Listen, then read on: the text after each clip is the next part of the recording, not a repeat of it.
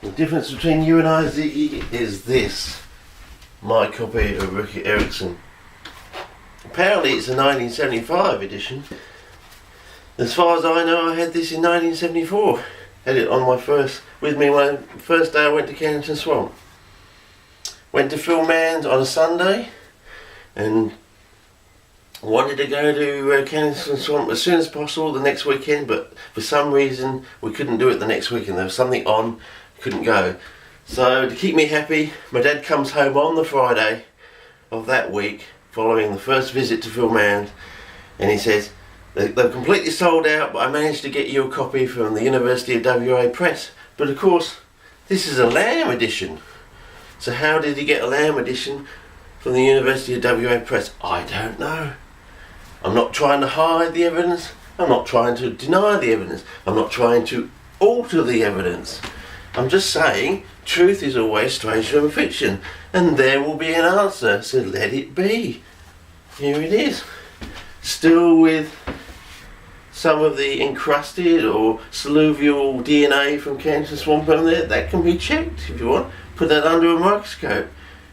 Probably pollen grains and bits of sand grains and things embedded in there that's probably relevant to Kennington Swamp, Western Australia. Evidence in the cover. It's a hardcover copy, so I assume it's from a first print run. But I'm not trying to alter anything. Yes, I admit, there seems to be a problem with the evidence and data. How can I have a 1975 copy, apparently 1974? My dates, as far as I know, are linked in with when my grandmother came to Australia, also to the classes I was in at school, and also to a bushfire on the first Sunday of 1976. That can be checked, that can be looked up, they can look up the records. As far as I can remember, the first tender there was a silver and red Metropolitan fire service. It wasn't a country fire service one, as far as I remember. That was the first one there, was this red and silver one. On the Sunday, it was the first Sunday in 1976. So there's a bushfire. So all my dates are linked in with this bushfire, my classes at school, when my grandmother came to Perth. The dates should be in her passport. All the dates can actually be checked with the Home Office in England of when she was in Australia, because she wasn't with me with the first time we went to Phil Mann, but she sat in the car on the second visit to Phil Mann, which was almost exactly a month later. And as far as I know, Phil Mann made a trip down to Albany in the intervening time and came back with some root cuttings of cephalotus and a grass type plant that looked like it was a halfway house to being like a biblis, but all the droplets weren't sticky, they were just droplets of water, which is very strange. You know, why would you have a grass in a continent like Australia with all that moisture being wasted on the outside? Isn't that a question? Isn't that strange? But anyway, that's what I'm saying.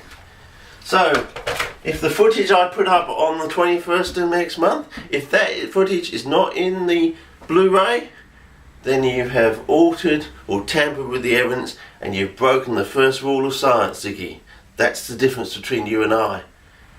I'm not going to try and, I don't like the insect in that trap, so we can't use that photograph, or I'm going to digitally alter that one. I mean, you can do things like that, but you've got to annotate that you've done that, and you've also got to give people access to the original photograph. You just can't say, I'm going to take out image 8857 from the thing because I don't like it, or he's already put it on the line, so I'm going to take that one out of the Blu-ray, or he's put another one up online, I'm going to take that one out of the Blu-ray.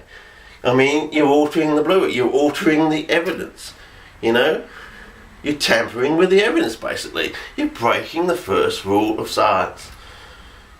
You don't mess around with the evidence. Your only options are to go and get more evidence, really. You know, if there is a mistake in an experiment, you've really only got two options. You either note what's gone on and carry on, or you start again. There just isn't a third option in science. Okay? So, for everyone on the rest of the entire planet, truth is always stranger than fiction, and if the footage I put up on the 21st of next month European time, which will probably be the 22nd Australian time, if it's different to what's on the Blu-ray, well then you know he has tampered with the evidence and he's broken the first rule of science. And therefore, I suppose he denies himself of any future whatever's going to come out down the track.